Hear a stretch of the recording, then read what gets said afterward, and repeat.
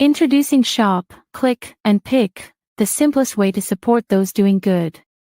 We understand that shopping is a necessity, but with a slight adjustment, you can make a big difference. Here's how it works. Visit communitypayitforward.us and navigate to the Find Your Partners tab. Discover our verified giving partners, trusted allies ready to meet your needs. Shop with any partner that resonates with you. Click a picture of your receipt or invoice. Pick the mission partner you wish to support and use their QR code to send the receipt to us. Then, all you have to do is sit back and enjoy your purchase, knowing you've made a meaningful change for someone in need. Community Pay It Forward amplifies your business's impact by sharing your story with those who require your services, rallying support for those who need us all. Because no one needs to go it alone. When we all come together.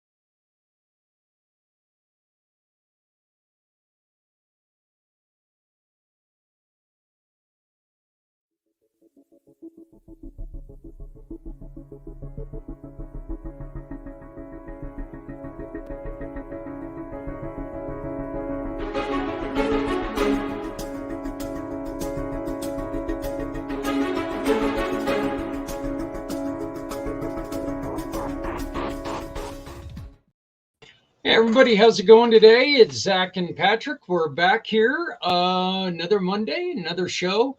And guess what? We did it right this time, almost. Not quite, I still kind of mess things up, but hey, not near as bad as last week. So I think at least I got the right day right, so that's good news. Welcome to Footprints Forward, where our mission is to help people through difficult situations and especially when it comes to mental health and suicide ideation, make sure that we're trying to put out there any and every option other than taking your life. We know that one of the things that is very, very important for good mental health, Patrick, that is your physical well-being, which if you don't feel good, you don't feel good, right? Yeah. So, and you introduced us to our guest today, and I appreciate that. I really do appreciate that. But can you start off by giving us your introduction, please? All right, I'm Patrick Myers, founder of Call Edge Global, and what we do is basically a networking company where we are looking to connect with different ministries and nonprofits, so we can support each other with our money, resources, and personnel, also innovations and ideas. And so, I have my card up here to get a little bit more information about that. You can check out my card, my Popple, and it'll give you a little bit more detailed thing about that. Also, what I do, I have another thing called Consuming Fire Media, where I have a couple of different podcasts that we do, a men's podcast, a couples podcast, and then I share this podcast also for mental health and suicide prevention. We got two more getting ready to come out, and that would be one for people to tell their stories about, especially locally here in White House, or actually, I really want to have it to be a global podcast where anybody from anywhere in the world can tell about the stories about how God carried them through, and that would be called Voices in the Fire. And then we will have the locals, and that's one for the local businesses to tell, just free advertising space where they'll be able to come on for about 15 to 20 minutes and talk about how they start their business and how they got to where they're going. The next thing that I do also is called the Youth Initiative, and that's part of another piece of a College Global. And the Youth Initiative is where we provide youth with the tools and ability, the tools and the resources from the community for them to be able to figure out what it is that they want to do to impact their community right now between the ages of 16 through 21. And what we do is just say, hey, what is it that you think that you can do? What is it that how you think you can help? And then let them innovate the ideas where they'll start from beginning to end, where they'll start with number one, thinking about the idea, then casting a vision about the idea, then doing a mind map about the idea, then actually writing up a plan, then going to the community with the what we call is the ABCD, asset-based community development, and where you actually go to the community understanding that money, sometimes you need money, right? But the greatest assets that you could ever have in this world are the people around you and their ideas and their innovations. And so capitalizing on that and using that for them to figure out how to do it, the things that they want to do right now to have true impact in the world right now. Because youth is a very slept on resource for the now.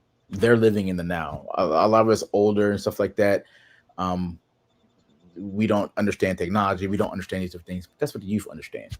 And so they can help us with guidance from the older, impacting the younger. You know, you can do so much and change so much just getting behind the youth. And so that's what the Youth Initiative is.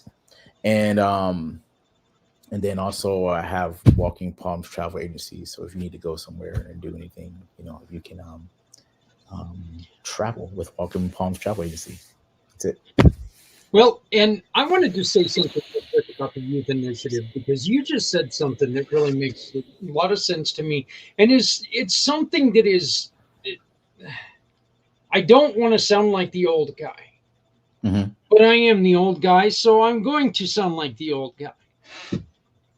We do a disservice to these kids quite often when we sit there and we go in there and talking about, oh, what's the point of doing anything? Everything's all gone to hell in a handbasket, yada, yada, yada. Stop. No, you're talking to the kids today who can actually make a change. If you're just going to go and sit in your little corner and stew about things, that's fine. But let's not convince kids or try to tell kids that, you know what, we don't have a chance. Because yes, we do. We need good leaders. If anything is being proved right now, we need good leaders. Let them learn. We all had to learn our lessons, every single one of us. Let them learn. Let them get out there. Let them be themselves. Are they going to make bad choices? You bet they are. But they're going to learn from them. So let them learn. Let them get out there. Let's encourage them to go out there. Don't tell them what to and to not do. Tell them, think about the consequences and make an educated choice. Look, we have a tendency to try to point things in the direction we want them to go. Stop. Let them make their choices. We've screwed things up enough for ourselves. Let's get these kids to go and make their choices, and who knows? They may surprise us. So They always do. yeah, you know what? You've got some great kids that are working with you. I've talked to one of them in particular. I cannot wait to talk to some more. I'd love to see more of them on this show and coming on and talking to us. And I'd love to get their insights. But I know that they've got a program where they're going to go and work with the elderly, and I think that is the most beautiful thing in the world because they're going to have a chance to go and pay respects to those who have paved a path for them. And that is, again, so important. And it shows how much they care about this world. Program that they came up with and designed and are designing themselves. That's what's key. It's not something that I'm doing. It's something where they were just like, hey, I wonder if we could do this. And they actually, and all I did was just say, hey, provide them the tools so they can understand the structure of how to do it. And then, but they're the ones that are actually implementing it, meeting. They're going to be the ones that's going to organize the community, organize everything as far as scheduling the people and whatever else needs to be done, coming up with the ideas, implementing those ideas. They're doing it themselves, so that's what's really cool about it. It's not the adults doing it. It's these teenagers that are 18, 19 years old that are 16 to 19 actually that are making this happen. That is fantastic. Hey, we'd like to offer our show to you. If you would like to come on and talk to us, if you have anything to do with mental health or suicide ideation, do you have a path that you found that helped you through it? The QR code right above Patrick. Scan that QR code. Come on, be our guest. I really wanted to sing that song, but I don't know the words. So just instead of me singing, just going ahead and scan the QR code and come on. I'll do you a favor. I won't sing, but we would love to hear your story. And it's not just us who would love to hear your story. There are people out there who are suffering right now who need to hear your story. Scan the QR code, come and join us. And let's talk. Let's talk about this and let's change lives. Patrick, why don't you go on ahead and introduce our guest, please? Okay. I'll be honest with you. I was really looking forward to you singing some Beauty and the Beast. Disappointed, brother. Disappointed. So our guest today is LaShone Williams, and it's just been talking to her the last couple of weeks and just seeing her spirit of excellence and the things that she is doing with her company, the Verdant CRO. Like it is amazing what they are doing and trying to do for the community. They just started doing a podcast, putting a podcast out. These are all things she's going to be talking about today. But she's an amazing woman that's been on an amazing journey, and just the way life has taken her to be able to come back and help the community that she wants to help. And it's just been, these are things that affect me as a Black person and my mom and many countless peoples that I work with the inner city. And it's just really help that we need. So with no further ado, LaShone Williams, glad to have you on the show. Thank you. I appreciate it. LaShone, it's great to see you. It's as I said, you are so much more beautiful than your logo, even though it is a wonderful logo. But you came on briefly last week and you were talking a lot about what you do, and I am so interested in getting into that because I think it's something that I know for a fact it's something some of us have never thought of. And of course, this is coming from a white guy that didn't realize there was a problem. So, as smart as I like to think I am, I guess that's what I get for doing my own thinking, right? So, but why don't you tell us first a little bit about yourself, introduce yourself, because we would love to know what you do. I love that. Thank you for asking. So, to introduce myself, I am LaShone Williams. I'm my podcast. I go by LaShone O. I have been in clinical research over 25 years, uh, various um, various positions, from lead CRA to CTM to a project manager. But my love has been in the trenches as a senior CRA, clinical research associate, in the industry. And so the clinical research associates, their position is to actually go to the sites as we are testing the drug, the IP, investigational product. I go there to the sites where the doctors are administering the drugs to the patients after they sign consent to do it, and see if they have any adverse effects or what's happening in the system, making sure that we documenting it properly so that hopefully that particular drug can get approved by the FDA. I like, say a joke, um, that I wish I was on that trial, and I can't right now. It's not even coming up to me about the drug for the men. The men. What is that drug that The they? Viagra, is that the one you're talking Yes. about? I wish I was monitoring on that drug before it really got skyrocketed. But I'm just kidding. But Mm. that's something that we do. We monitor those type of drugs.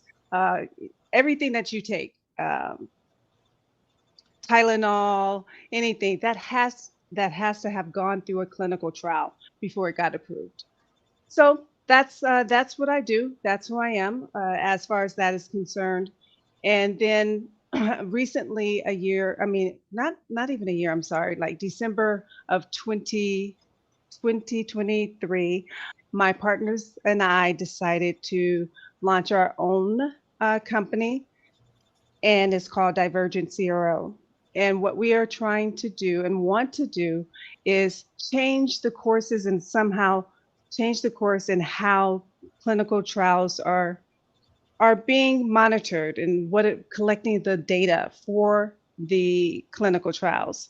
And we wanted to make a difference on how we treat our employees and how they get the training to make sure that they're really getting proper training out there to get the data and to make sure the number one thing is that the patients are safe. And That's that's it. uh, and the funny thing about Viagra is it was created as a heart medicine, Hmm. as a blood pressure medicine, right? Right. So, And they found and well, another use. they definitely found another use for it. I mean, I Yeah. it is what it is, I guess. So, but Rogaine was uh, another drug. They had a first use for it, and then they found that Rogaine was good for helping with hair. So clinical trials is fascinating because it starts off at one thing, and and then they can have branches for other different uses, and that is all determined on the actual data that we're collecting, and that is why. Um, I am very happy to be here in this position to bring the awareness of having diverse clinical trials because we do have a lot of data on how can we say, the majority of the country, how it affects their system. And when I say that, and I just like, it's known that about 87% of the clinical trials have been driven by Caucasians, and particularly 67% by white males. So now we want to get a little mixture in there and have more marginalized people involved, and how is it affecting them, and what can we learn from that to actually help customize or help treat more people of color. I think one of the things that we were just talking about is one of the reasons why what you do is so important. You test a drug, you see the reactions, you make sure that it works, and it's not killing people, and and it's actually helping people. the other thing is that it just, like I said, this was something that it never occurred to me that it happened. But you hear things in the news like how things like COVID affected one race over the other. And it would make Hmm. sense to me that we would concentrate more on certain people who are possibly highly affected. But we're not Mhm. doing that, are we? It's not being done as much as we would like. In April 2022, the FDA released a guidelines to have or to encourage. We call them sponsored companies, biotechs and device companies to do more recruitment and retention of marginalized people. So it it's understood. We see that there's issues with not collecting a more diverse pool. And even the FDA has now stepped in a year ago, well, almost 2 years ago, with this guidelines to the biotechs and device saying, hey, we're taking this serious when we're looking at the drugs that you're submitting to us. We want to see how is it affecting the larger pool, and then how and what can we do about it. Patrick? No, that's well, you already know my thoughts on this right here. These are things that hit really, really close to home because I see a lot of my community that just we just don't have access. We have the best hospitals in the world actually centered right where our communities are at, and we just don't have access to it. We don't get into those trials. We don't even know about those trials, to be really honest.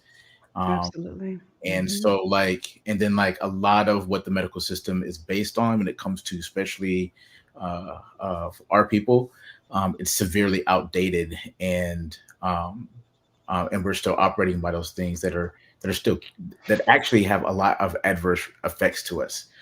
And I would dare to say, it's known. You just need people to do something about it. That's really what the I have a lot of opinions on this stuff, man. I'm gonna just be quiet and let her talk. So I have a question. I have a question for you. Sure. I have a question for you. So with your title and the things and with the title that you gave us of what you do, can you explain to us a little bit more in detail the impact that has in what you do in the community and for your business actually? The impact that it has, and you hit it on a nail, is just the lack of awareness. It is a lack of awareness. So then we don't have information about what are the clinical trials that are affecting the rates of the issues that are affecting. I'm just going to speak on myself because I am a black woman. So the rates that affects diabetes. There's high incidences of fibroids in black women. There's a lot of high blood pressure issues. So of course, we have to look at the diet, we have to look at exercise, but then there's genetic factors that has to do with it. So there are clinical trials out there that can address some of these issues, and you're right, it's just not uh, being made aware. So I like to just say, as give a little short story, and I don't know if it's short or not, but Yes, and please go ahead. This is your show. thank you. But before I became a clinical research associate, I was in high school. I was in the Health Academy program in Oakland, California, and uh, I had crossed all my T's, dotted my I's. I was going to be a pediatrician. That's just what I was going to do. And I got into college and did all the work, uh, specialized, or my major was biology. And so that was great. Then graduated and took the MCATs and kind of bombed on that. So then got into a program, HBCU program at Howard. And it was great. for 2 weeks. And the reason why it was great for 2 weeks is because the first week, they wined and dined us. We looked at the beautiful campus, saw all of the wonderful things that they could give us and help us with the MCATs for the people who got taken into the program. And then the next week we had to go to the lab. And so we were there in the lab, and the moment that I stepped in and they revealed the cadaver to me, I passed out. And that was just it. That was my story. Doctor was off the table. So they gave me a plane ticket. I came home, applied for a records clerk or something at a biotech company. And I kept seeing, these people coming in and out, in and out. And I stopped them and asked, so what do you do? And I have to be honest, in and out, Caucasian people. And so I just hey, what do you do? Why are you here? Let me know what's going on. And someone was very kind enough to say that I am a clinical research associate. This is what we do. And I said, oh, so you must have to have a special degree for that or something. She's like, no, just a regular science degree, 4 years college. That was never, ever presented to me in high school. I didn't know about that, when I went off to this program at Howard. So it's just a lack of awareness. And it seems like to me sometimes gatekeeping of information. So I went and did what I had to do, read my books, figure out some of these things and apply to be a clinical research. And I've been in the industry for a very long time now. I just had an interview with a person, and he is an epidemiologist, and very smart guy. And I said, well, did you know that, he said, well, that the doctors have to contact me to know the percentage or the milliliters of a drug to give to a patient.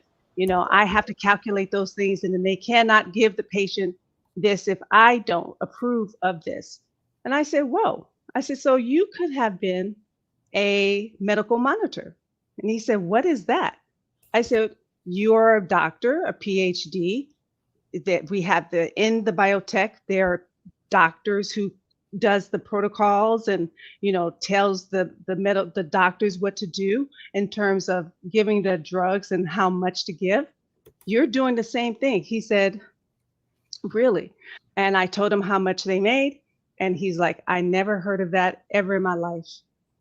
And so you just have to question why. And that's why I'm here, to have these serious and real discussions about bringing awareness to clinical research. I got a question that I don't know if we can answer it, but it's something that you were talking about, diabetes. We already know that there are other ailments out there that are harder on people of color.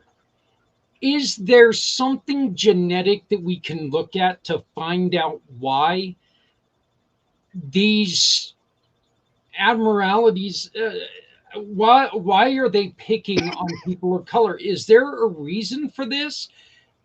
Is what you do, could that really be something that teaches us why the people of color are dealing harder with some of these? Well, the question is there genetic differences in all people? And the answer is yes. So for Black people, Mexican, Asians, all people, there are genetic differences. Therefore, that means there are differences in how we absorb medications, absorb anything that we're taking in our body, and some differences. And that is what we're now bringing awareness to, that we need more hard data of that to pull in of us to figure out what is it. So you have a patient who's diabetic, and they go I'm sure you hear, they go get their what is the diabetes medication? That's Insulin. metformin, right? Well, they know what's going on through the clinical trials, what happens and whatever for the general population, but not what happens when we are taking it and putting and absorbing in our body. I as because I don't have a medical degree, I cannot sit here and say exactly all the identifications of it, but I do know there's a variations of taking the test for diabetes, and like they said that the standard is 6 or 7. However, it's been proven for African Americans in literature, it's 8. Um, if it's an HAG or something, the diabetes test that they take. I'm A1C. sorry, A1C, and Mhm. that it is typically they're saying you need to be at a 6, but you'll see Black people come in and they're getting tested and they're 8, and they're like, oh my gosh, you're high, take this drug, and it's like genetically we're okay, we can we can absorb at this rate. So it's those things that has to be flushed out. And another thing of lack of awareness, I think with the lack of awareness and non-transparency, there's not enough of us that we're seeing in clinical research. We're, when we go to the hospitals, when we go to the clinics, wherever, we don't see enough of us. And so therefore we don't trust. We can't trust, what's really happening. So it's not, so there's a lot of things that need to be addressed. And so I think again, awareness starting right now, clinical research, clinical trials, there's a different path that if you don't go to be a doctor, there is a clinical research path, and it kind of mirrors each other. When I talk to elementary children, I said, think me as the nurse of biotech, as you have the nurse in the hospital. When you see a doctor, think about the doctor at the hospital when you see a medical monitor at the biotechs. So any position you want, you can do in clinical research too. And that needs to be known. Who is responsible for sending people to the trials? Who's responsible is the biotech companies who are testing the particular drugs and disease that they're looking, indications that they're looking for. So they're responsible for coming up with the protocol, coming up with the informed consent, all of the regulations and whatnot that we need in place to be able to hand that to the medical facilities and the doctors who sign up to say, hey, I have these types of patients to put in the clinical trials. And then, so that's it. So the biotechs are the ones who drive the clinical trials, and then they hand off the protocol to the different facilities, the hospitals, the clinics, who say that, yeah, we have patients all the time that can do this particular trial. Would it be impossible? And I know this might be difficult, but pie in the sky thinking here. Maybe we have 3 white guys, 3 white women, 3 black men, 3 black women, 3 Indian men, 3 Indian women, 3 Chinese men, 3 Chinese women. That way we can see all across the races the reaction to this. Can we see a day where this becomes standardized? It doesn't seem okay. Now this is coming from a moron. Okay, this doesn't seem like it would be a difficult thing to do. Representation is power, brother. That's what it's about. It doesn't seem, but again, the lack of awareness. That's the mistrust, and the risk and benefits, or well, the risks. There are benefits, but there's always a home drive on the risks Those are the driving forces that stop a lot of people who to participate in clinical trials. And then when you don't see representation of yourself, it becomes questionable. Okay, well, let me ask both of you this question then. What do we need to do to get that trust built up within the Black community? Want me to take? I mean, I could say something. Say it, man. Look, Please. we're not. We're here to. I think solve he has to be more problems. careful than I do.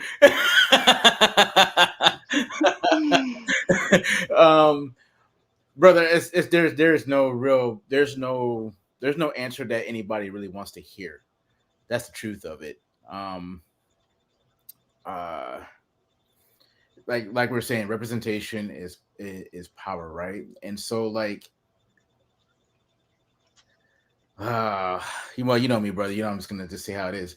And the reason why you don't see people in those certain fields, right? And because there is gatekeeping to those kind of things, right?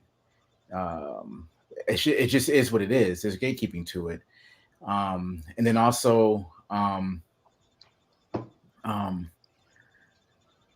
of the things that I thought was the craziest, right, that I've seen is when you see people from all over the world. Like we have, like in Florida, one of the major clinics there is the Mayo Clinic, right?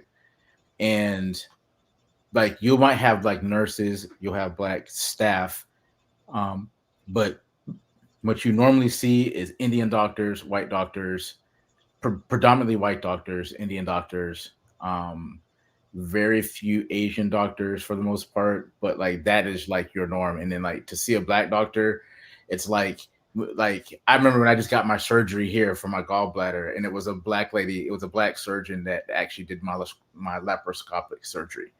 And it was really like almost like, okay, all right, I know I'm going to be taken care of, because the reason why I ended up in there in the first place, because the white doctor looked at me like I was a drug addict or something. And I was just like, hey, something's wrong. And the way he looked at me was like I was less than. And I know they have an issue with these certain things. I wouldn't say it was necessarily a racial thing. It's a class thing.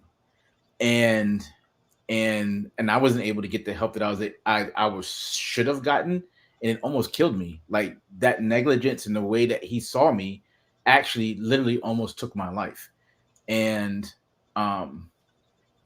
so like there was something that was very, very, that took all the stress off the table for me when I saw was a Black lady doing I was on drugs, bro. I was so doped up. And when I saw her, I was just like, okay, I can go to sleep now. I was stressed out the whole time until that, you know? And so like, there's a real thing when it comes to that. Now, the question you asked is how can you solve it?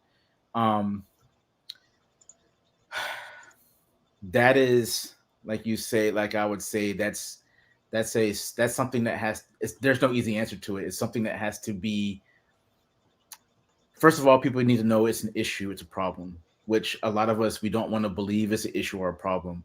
Like a lot of times when I talk to my brothers and sisters about these kind of things, it's a very touchy subject, because it makes it feel like, oh, it's all about white people and it's all of our fault, which I don't believe at all. I don't subscribe to the white man did all these things to us kind of thing. I believe that, you know, right.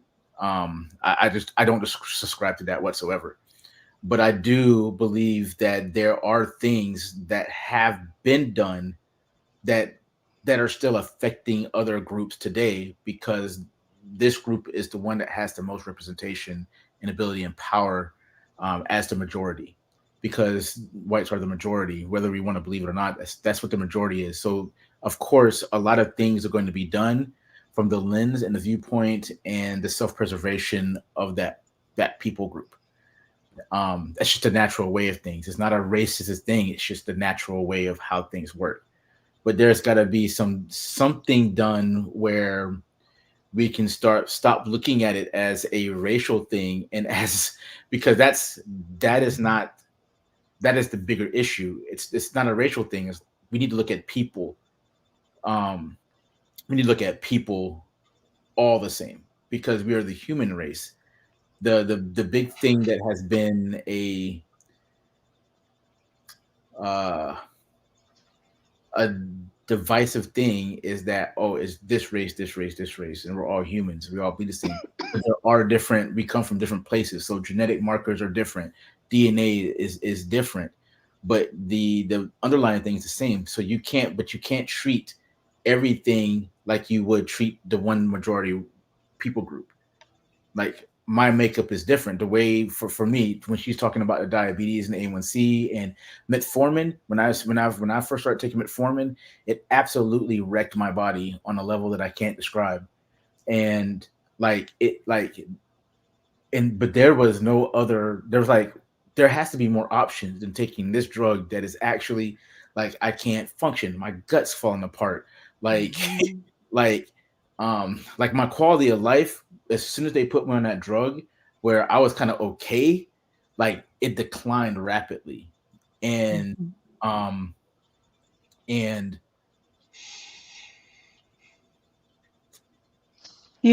Zach, I was. Oh, I'm sorry. Go I don't know, ahead. I'm sorry. And did I interrupt your flow of your speech? You had something to say. Sorry about No, that. go ahead, I'm good. No, Yeah. Zach, you had made a statement which is a very good one, and that was, and please don't apologize for it. You like, I I wasn't aware of this. I didn't know this is. That's not your fault. That's not, and you're living your life, and everybody's living their life, what they're doing. It's just, if it doesn't affect you, why would you know about it? Hmm. And so that is exactly why I really appreciate you having us on this. Is just really starting with awareness, and I believe, Patrick, it's not what Patrick said, and we're not trying to find fault or blame the human race. It's all about the human race and understanding the differences and appreciating that there are differences so we can help each other. Yeah, and see, LaShawn, I greatly appreciate that. But the thing is that it does affect me because I have great friends like Patrick. I have new friends like you, who I am sick and tired of seeing people being treated different because, well, I've got news for everyone out there who wants to treat somebody a little bit differently. I'm different than you too. We're different. It's and I don't know, Patrick, how many times have I said this? If I meet somebody who's just like me, I'm going to hate that person. I'm I'm going to hate that person. It's like, get your own damn life. Get out of my shoes. They're for my flat feet, not yours. All right. We are different. We need to celebrate that diversity instead of this taking away from from each other. And Right. so, but yeah, it's hard to know what everybody goes through. I and and yeah, you're right, we do get caught up in the way things are, but I would really love to see this this stop because there's no reason for it. We need to take Mhm. care of each other. That's just it. We're all the same species. We're all screwed up. We're all good people. We've got our good, we've got our bad, and it doesn't matter. We just need to take care of each other, and that's why this is so frustrating to me. And I can, look, I know Patrick, and I can tell how much this affects him. And that's why having you on here is such a wonderful, wonderful thing because you're able to talk about this. I did want to bring something up here real quick because and I put the link in the chat. But there's a beautiful article about you. Oh, yes, that's an article that Divergent Zero Partners did. We had submitted into the Black PR, and the HBCU uh, press picked it up in their magazine or newsletter. And so basically, we are calling out students at HBCU. We would like to become a mentor as well as a training center for students who want to learn more about clinical research. If they have, so we're just saying there's options out there, and our part of our goal is to enroll uh, anyone who's looking into being a clinical researcher, a CTM. We do have those training programs and would love for them to be a part of that. Also, we're looking for possibly, any assistance to help with persons who are unable to pay for that training, but maybe help a little bit to ensure that they get the proper training. And it's not we're not trying to gouge anyone's pocket. It's very affordable, but there are some students who just can't do it, but they really would love to be a part of it. And so we're looking for a little bit of help in that as well. Well, I did have to change the background real quick because this is not something we do very often, but I would like to introduce you in this little spot to a wonderful, wonderful program who does help the Black community get to college. I will introduce you later, but I'd like to play their little spot for you.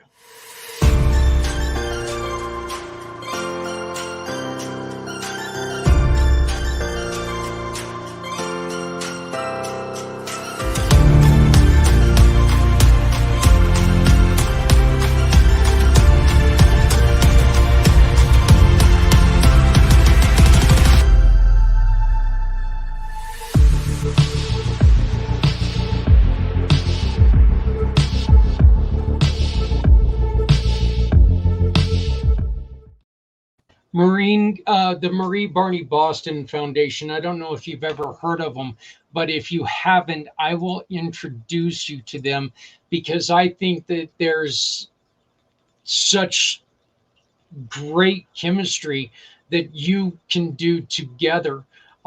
She took over for her mother, and they're building that program to try to help encourage the Black community to continue their education. The great thing is that they're not telling you that you have to go to a college. You can go to educational programs, truck driving truck, whatever it is. They just try to help people. And she is, and I'm going to tell you this, you cannot help but smile when you talk to Dr. Boston. You just can't. She is a smile in a bottle. She truly is. She is such a wonderful woman. Well, I'd love to meet her. I will make that introduction happen because I think that you two would be fantastic together. Patrick, did you? I know you had some more questions, so I'm going to shut up and let you go. Oh yeah. Well, all right. So I don't know. I've been kind of listening to a lot of what you do. What are some of the like your I guess your favorite moments or your best moments that you have had in clinical researching, and can you describe that to us? In short, I have to say, because right now, for about 13 to 15 years, I've been working in oncology. So one of my favorite moments I have to say, is that we saw that a particular drug was able to really extend the lives of the patients that were taking it. And there was one particular patient that, their family was around them. There was a lot of questions as if she was going to make it. However, this drug that she was taking, it did, and they extended her life over, like 4 or 5 years later. So the take home for me is every time that I can see that any patient can extend or the quality of their lives and extend it to be with their families and their friends and do something that, they had postponed and said, oh, I'll get to that. And now they're ready to get to it and do it, and they have that second wind and chance.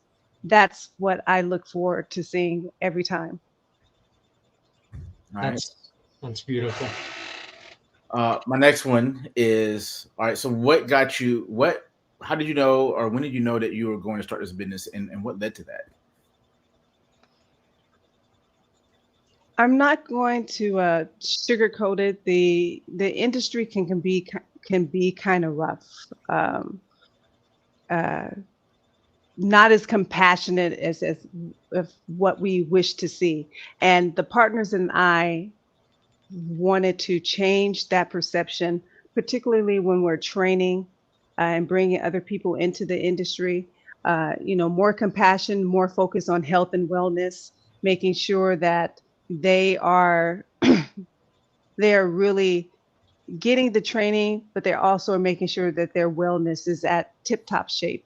Uh, you know, it could be very challenging, and we want to change that perception and also be like a light, a company that shines light um, in this industry, and also to help. How can I say it? To help set the goals of the very critical thing of saving patients, and that's what we're here to do. Hmm. Uh, I got two more, and then so it's just like, uh, who is it that you want to reach the most with this message? Great question. We would like to reach the young people out there. I know science is not sexy. It's not a sexy thing.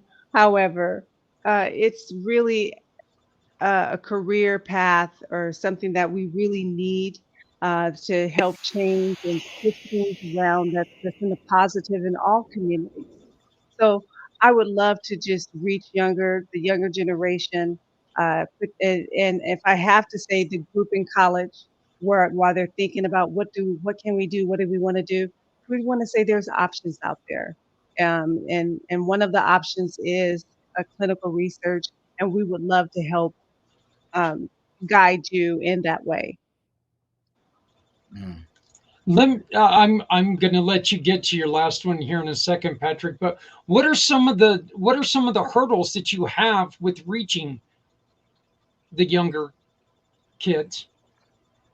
Well, we just started. Thank you very much for bringing the about the newsletter that the HBCU put us in the publication. So again, that's just lack of awareness, just getting ourselves out there, our brand out there, showing we've been on different TikTok, LinkedIn, we're on Twitter, X, so it's just we're getting ourselves out there. And I guess another one is, showing up on the podcast. Let's have conversations and discussions about research and how we can do better in the field and bring lack of awareness, bring some of those questions that are terrifying to ask, fear based, whatever it is, and we can address those on the podcast. And when is your podcast? When does your podcast run? VUpodcast.com. Well, Wednesday mornings, we're looking at between 6 a.m. the commute hours, so between 6 and 9 a.m. We'll every other Wednesday is that when we'll be producing the show, and yeah, that's about it right now. Stay tuned. Okay, Patrick, you had one more? I know. I'm just like, I really like the fact that you're going after the youth with this one, because like, who's gonna replace you? Like, you got your business, you're building it up. You're gonna have to have somebody carry the torch. That's just Mhm. the nature of things, and then also just getting that representation into the field, where you're gonna have people that's going to be thinking about it with fresh eyes. Also, you know what I mean? Because like, the medications that are coming out now are just a dime a dozen, and then like not just the medication, the technology, and that's where a lot of our gap is at. Sometimes the older we get, the more disconnected we come from. We what happens to technology. I'm looking at you down here, and I should be looking at you right here. But so I'm like, but yeah, these are some of those things that are just a really big deal, and I'm really, really, really glad that you're going after the youth. The last one I have is, um, Make it good. You say you want to reach the youth. What is the impact that you want to leave behind with everything that you're doing? What is the impact that you want to have, where when everything's over, when everything's at this point, what did LaShone Williams leave behind? That's a very, very good question. And the impact I would like to have is that I have dedicated myself to education and learning because it's very, very important that we understand that education and having a history and a record of what we do to be able to leave that behind for generations is important for us all. And so if I can just touch, you know, one person, I'm not looking at millions of people, just one person, and that they will take this challenge to go into clinical research as a medical monitor, as a clinical researcher, CTM, whatever it is, to do that, and then the next person will do something. And so we continue to build up awareness and our footprint in the industry. I would love to have that impact in the communities. Would asking kids to volunteer with nonprofits? We've got one here in Colorado called Healing Warriors. Would asking kids to volunteer and see like the non-medical, we'll just say seeing like the non-opioid treatment of some of our veterans, is that a good example to set for them, that you see that it's a way to get them interested in the health field? I do. Anything positive that will affect your communities, our communities, I think is excellent. I don't have, I'm working with being more in contact. Is it Gen Z now? Where are we? We have millennials, we have it's Yeah. I'm sorry, Yeah. So we're kind of right in now, Gen. we're touching right now. I'm sure what I'm touching is the parents of the Gen Zs. I'm sure they are the ones who are listening to this. And so what I'm hoping is that they can take this message and show it to their children and show it to their community. And then we can start building, because I know I'm not talking to them, but maybe if someone can, book some time with me and help me understand what can we do to make it more aware for them to come on and want to be a part of it. But well, I really, really hope that somebody is hearing you and they can reach out to you at divergentcro.com. It's divergentcro.com or diversity in clinical trials at gmail.com. Okay. I will put that in there. I think this is, I really do. I appreciate this show. I appreciate everything that you've shared with us. I would love to invite you back whenever you would like to join us. I would love to have you come on and share any stories that you guys, any wins, any concerns. It doesn't matter. It doesn't always have to be a win. As you can see, it's not like I'm afraid of pushing buttons.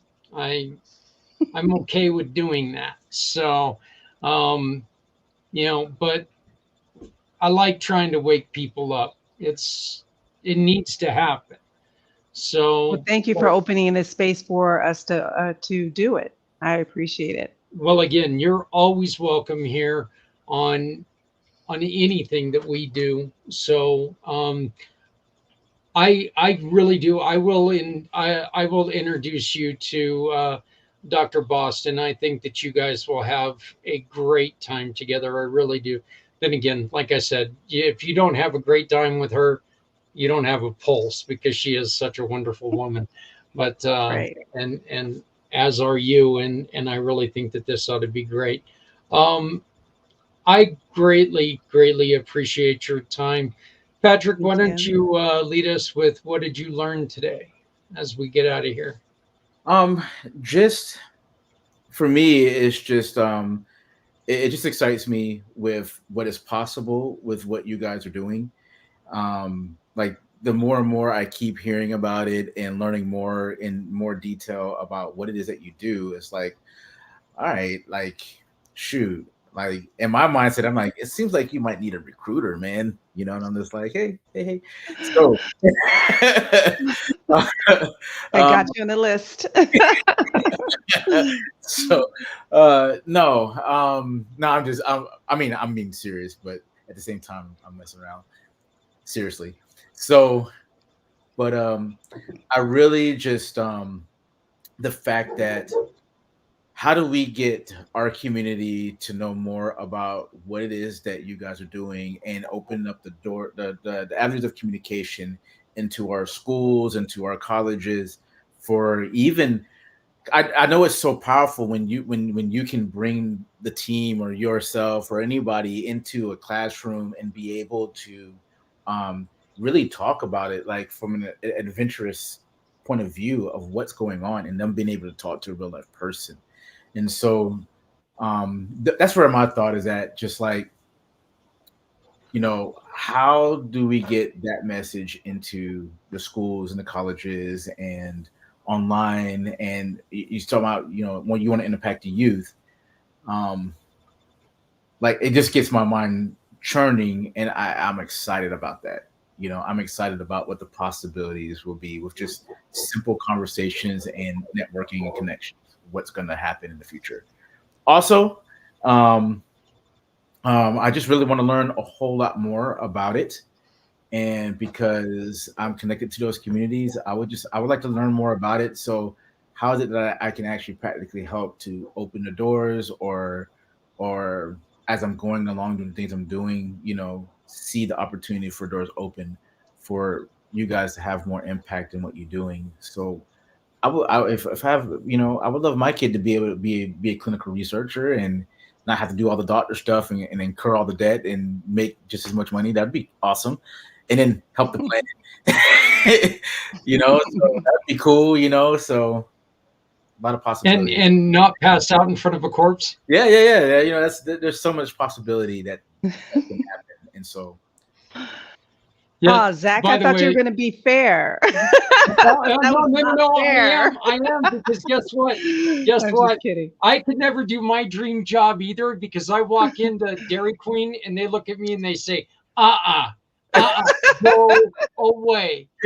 No, Dream job. we Oh, the don't. taster of ice cream. Oh, hell yeah. That's me right there. I would do that. I would do that every day. I am in a never ending quest to make Dairy Queen one of the major food groups. It's going to happen. Okay. It's going to happen. Well, at least in my purple clouded world, it'll happen someday. So, it's what I try to do. But and I'm just gonna say this, in which of course in clinical trials, you're not gonna know who's in there with you. You're not gonna know who's also in the trial. It's Right. they kind of keep that. But uh here's a message to everyone out there. Let's wake up to some things. Okay, if you see people being left out, if you see people, if you see diversity not happening, let's speak up. It's time. This isn't. It's a ridiculous. This isn't. It's not doing anybody good for us not to be diverse. Nobody's winning anything if we're not working together. Yeah. Okay, nobody can win if people are not included. So let's get together. Let's make sure we're watching out for each other and doing good together. It makes it so much easier. And it's going to make life a hell of a lot better. So if you see somewhere, someone out there not being included, speak up. Stop being afraid. Let's do this. Let's make sure. Look, as I said before, you are different than me, and that's a good thing. Let's make sure that we keep people included and call out people who are doing the wrong thing. LaShone, thank you so much. Would you Thank like to share you. anything with anybody before we go? The only thing is that we have put, well, Divergent Zero has put on the YouTube. If you search YouTube Divergent Zero, that we are putting clinical terms on there, part one through four, which teaches everyone the clinical terms and they understand what they are. That would be a first step to just know what the language is. I think that that would help. Mm. Well, good luck. Thank And you. please know that you're always, again, you're always welcome here. You're always welcome to come and join us. If there's anything that we can do to help make sure this word continues to get out, please reach out. You're an email away. I wish you the best of luck. I really do. Okay. Patrick, brother, I know that you're having a tough one. I know you're not feeling well. So please take care of yourself. And for everyone else out there, you've been watching Footprints Forward. And look, our goal is just to make sure everybody is aware of what's out there. Mental health and the stress of everyday life is difficult. There's no one solution. If we discuss things, we can find solutions for people's problems. Okay. But the truth of the matter is that we're all human. We need to take care of each other because, quite frankly, we're all we got. So please love somebody out there because somebody out here loves you. No one needs to go it alone when we all come together. We'll see you next week when gonna get a little hot. Gonna get a little hot because we are going to be talking about religion next week, and it's going to be an interesting show. We invite you to join us. If you'd like to join us, the QR code there in Patrick's Hollywood Squares box is a way that you can join us and have your say. We're looking for people who can have intelligent, responsible conversations and not blow up when something gets said that they don't like. But we invite you to join us next week as we bring in the difficulty we're having with from religion to religion or religion within itself. Again, for Patrick, for LaShone, I'm Zach Clayton. We'll see you next week right here on Footprints Forward.